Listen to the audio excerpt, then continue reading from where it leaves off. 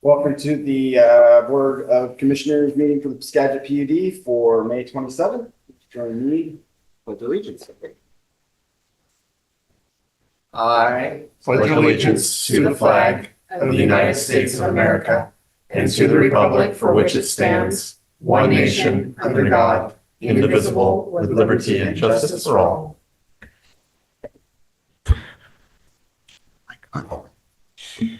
All right, I'd be looking for a motion to approve the consent agenda. I motion to approve consent agenda items 1 through 5. Second. Motion and a second. All in favor? Aye. And opposed? Audience comments? Or no? Yes, please step up to the.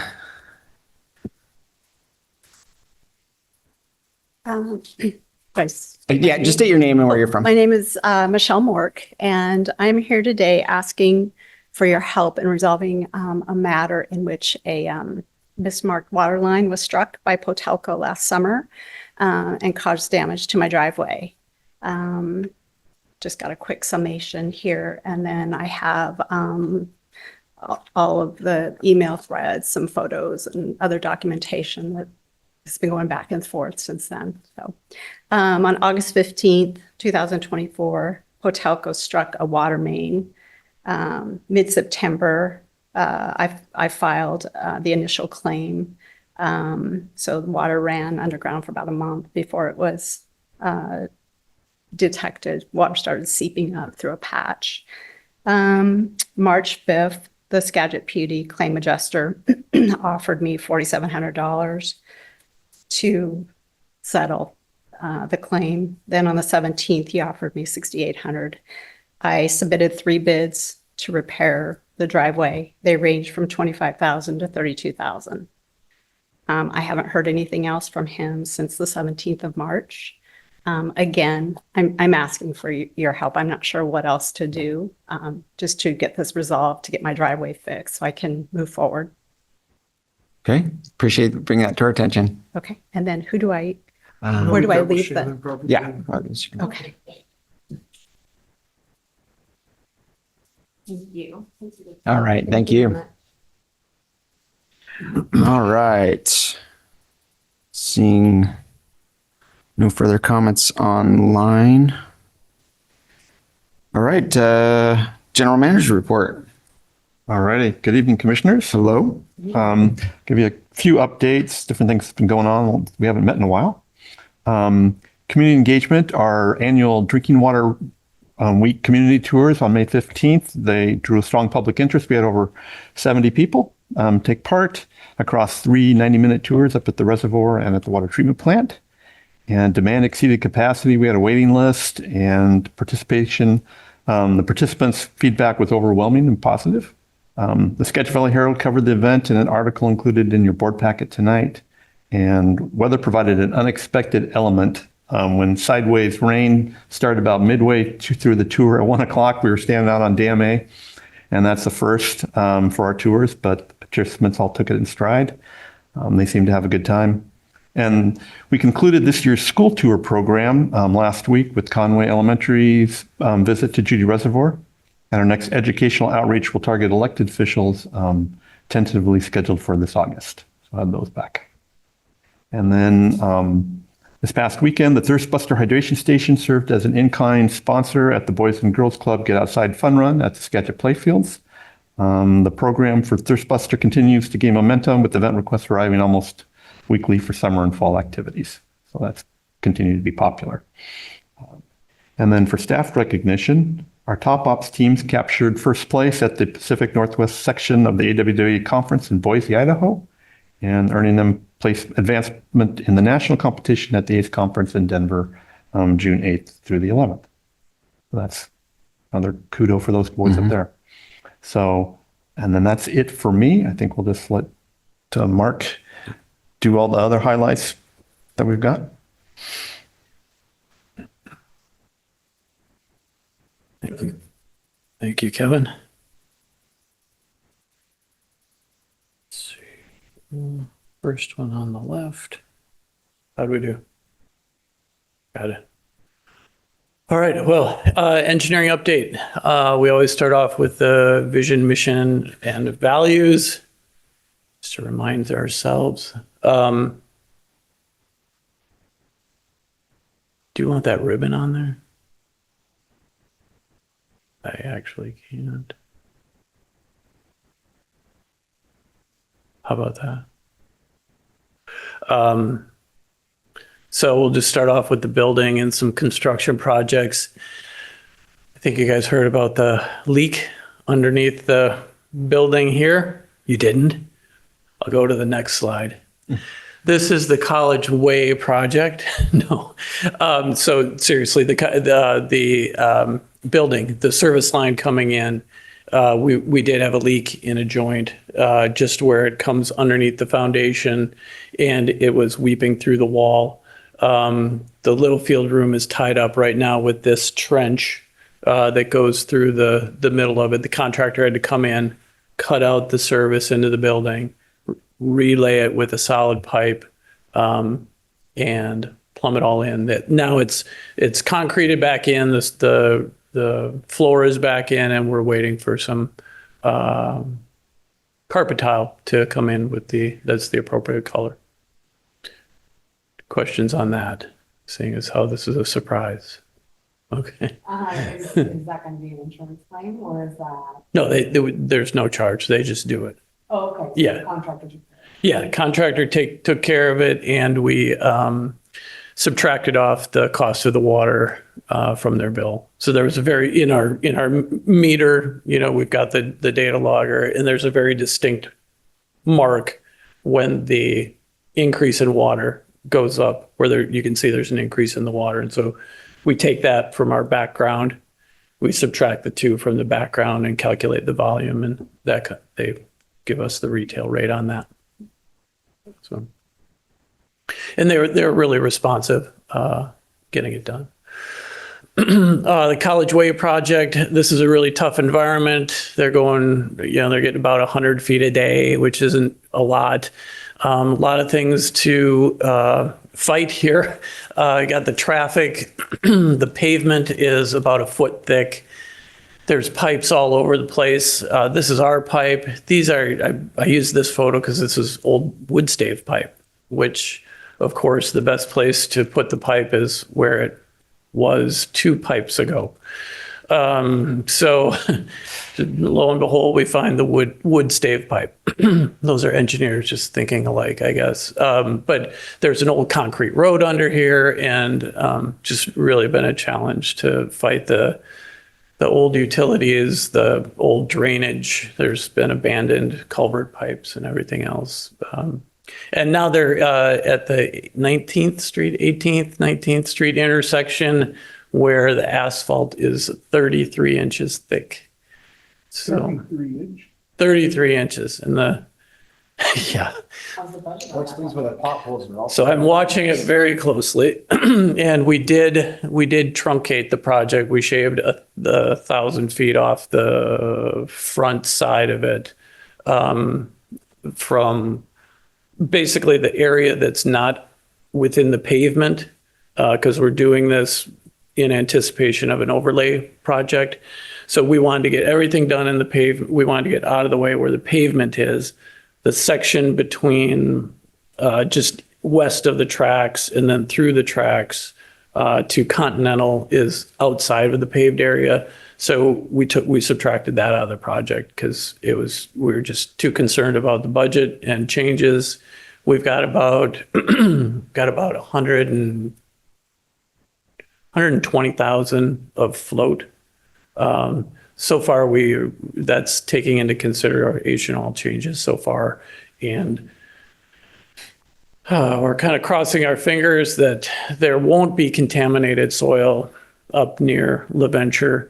There's a likelihood there will be, but we're pretty aware of it. It's at the end of the project. We have the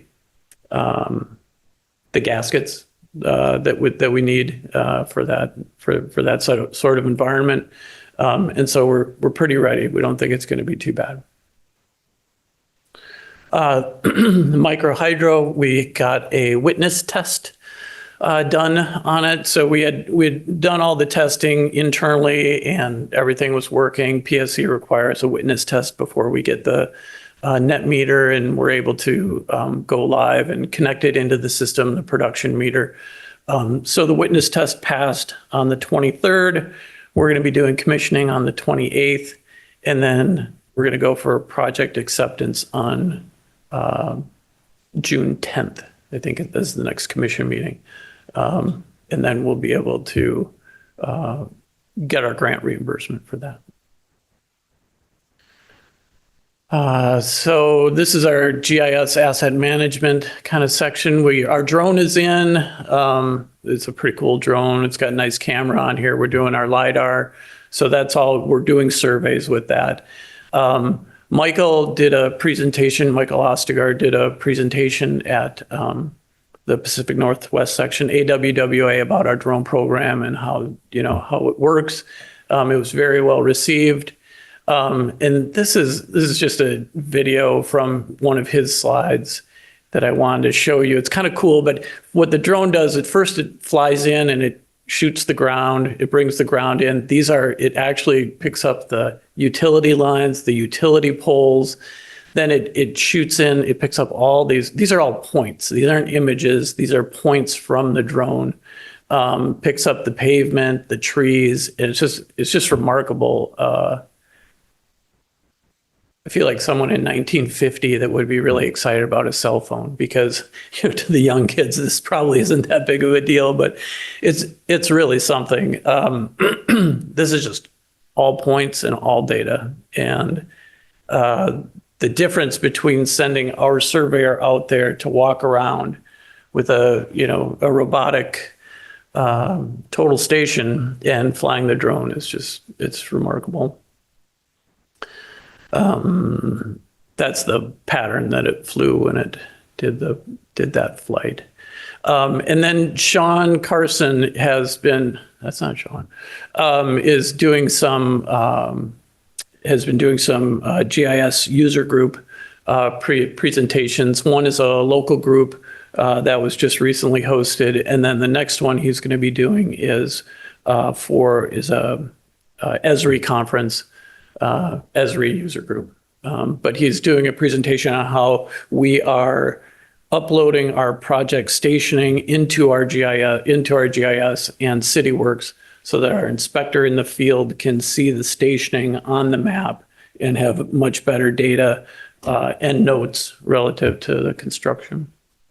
And then I think both of those, we're going to try to get both of those conferences or both of those presentations at the Waputa Water Workshop Conference. I think they'd be really valuable for other people to see. W1 pump system, of course, we awarded this to Award Construction. They are going through the submittal process. That contract is a 365-day working project. So you'll hear more about that later. It's very early, not too much to report. This is the disinfection replacement, the design of the new disinfection system. And I brought this slide just for Corinne, Commissioner Hamburg. Mark Semrau has been just, kicking off the design and looking at the siting for the new facility, making adjustments to economize the building and make it a little bit smaller, and finding a good siting for it, and figuring out what the best way to deliver the sodium hypochlorite would be, whether it's driving a truck down there or putting some sort of pipeline from the upper road down to the facility. But we're gonna figure all that out once we get some better siting going on. Let's see. This is the generator project. So generator project plans, they are in 90% review. So that'll be going to bid later this year. Other projects, this is the Henson Cedardale. This is Cedardale Road, pipe relocation. So this is behind Barnhart Crane, where we are bypassing going around the fish passage culvert. We did get a grant through Commerce. This is part of the package that Waputa put together, $125,000. Came to us, and we're trying to maximize that grant. I think the work to date is $100,000, and then we may, depending on how the estimate comes in, we'll separate or take out the section where the new culvert will be going through. So it'll be totally ready to go for WashDOT to relocate to put in the fish passage culvert. Question on the disinfection study, Mhm. or the disinfection design. Are we still on schedule for having a 50% design? Is that by July for review on expected costs? No, I doubt we're going to hit July for any sort of reasonable cost estimate. So we're in the siting phase right now. It's taking a little longer because we're considering some additional sites, and we got to talk to the septic tank designer and see if we can move the reserve area. Because that's the kind of location we want right now. So we are taking a little time. So it looks like maybe August we'll have those plans in for permits. We'll have them before budgeting. I know that Brian likes to hit June or July for budgeting, but that's a good first start. But when we really get into the meat of the budget, will probably be August or September. It'll get rolled in. It's going to get rolled in. Considered. It will get considered. This is SR9, SR20 project. So SR20, we were able to complete, the contractor was able to complete putting the pipeline on the bridge. This is just SR9 construction photo. That one is going to completion too. This summer, we're just going to make sure that the pipe is in where it's supposed to be. We're going to go down, once the creek dries up, we're going to go down and find it to make sure it's where it's supposed to be. The Thomas Creek, I didn't put that one on here. Thomas Creek Bridge replacement. We're working with the county and their designer to mount our pipe to their bridge replacement as opposed to going directional drill. Originally, we thought we could do it, or it looked like it was a good way to go with the directional drill, but because of the soft soils, we had to extend out further, and it just came to a point where we thought it best to go on the culvert or on the bridge rather, and by doing it with the county, it'll be economical. So I think that's a benefit. The Alger project is out for bid right now. Really not too much to say about this. We're just, lowering our pipe. This is our pipe. We're going to lower it through the culvert section. It's going to happen at night, and we have to have a uniformed police officer out here to do flagging. Other engineering topics. So earlier this year, we talked about the pipe replacement program. I'm not going to go into real depth here. I did bring over a bunch of slides though. But what we're looking at is how we can, just looking at our pipe replacement needs moving forward and looking at how we're going to deal with the growth that we had in the 90s. This is just a reminder that, when our pipes aren't in good shape, they fail. And this is what we spend on pipe repair costs per year. Got some bubble years here because of the transmission line, but, 80,000, pretty reasonable, I guess not reasonable, but common. We also assigned expected lives to our different types of pipe that we have, and we fed them into our GIS system. and City Works and looked at a couple of different pipe replacement scenarios. If this is really the growth period that we are really concerned about, I mean, even these are big. In order to be at like a kind of 1% 100-year pipe replacement cost, or, to keep up with this based on their useful lives, we should be replacing 44,000 feet of pipe a year. That's just straight line. The green is a 10-year rolling average. So that gives a little bit more room to ramp up, to here. Right now, we're well below where we should be, though, or, meeting that expectation of replacing the pipe at the end of its useful life. We're spending about $4 million a year. So we need to, if we want to stay on top of that, we need to try to bump that up or find ways to replace more pipe. And we were optimistic. I was optimistic that maybe we could look at project delivery methods, et cetera, to find, a magic bullet to reduce these costs. And we're still going to continue to look at doing that.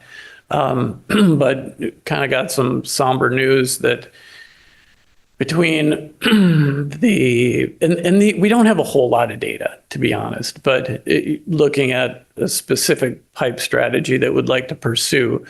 But our crew projects are pretty similar to, on a per foot cost, to what a contractor would do. I think on average, the crew projects were about $219 a foot. And on average, these were closer to $217.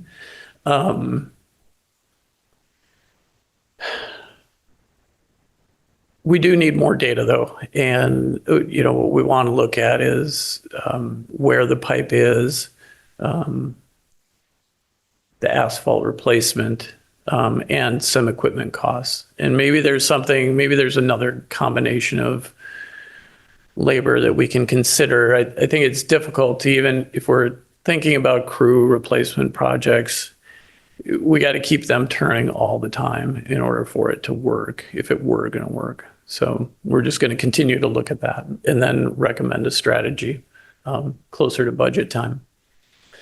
The water system plan, we're getting ready to submit the final on that. Some of the consideration, or some of the things they wanted us to look at again, were couple of low pressure areas in our model where we enter fire flow. We get down 20 psi in the tank. There's a couple of service lines that fall below that. They also are concerned about our hydraulic model. It's been about 10 years since it's been calibrated. So we're going to look at that. We've hired a consultant to come on board just to help us with getting some modeling and getting it cleaned up, and then assessing whether it's best just to, start over with a new model or fix the model we have. So we're going to be looking at that in the next couple weeks.